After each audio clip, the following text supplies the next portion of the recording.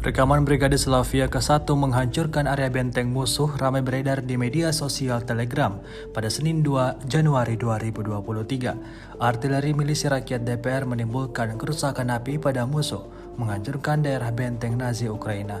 Serangan dilakukan dengan menggunakan senjata D20 dengan kaliber 152 mm. Tampak dalam rekaman, prajurit dari Brigade Slavia ke-1 melakukan persiapan demi persiapan dengan baik sebelum meluncurkan serangannya pada posisi pasukan Ukraina.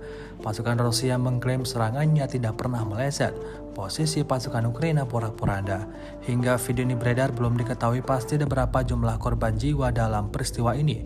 Namun demikian, rekaman ini telah menuai beragam komentar dari warganet.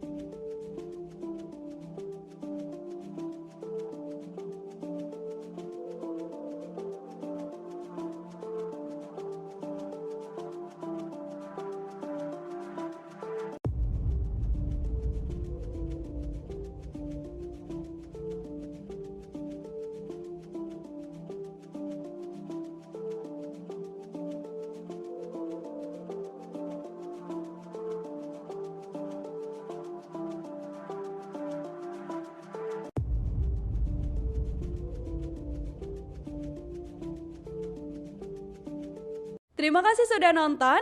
Jangan lupa like, subscribe, dan share ya.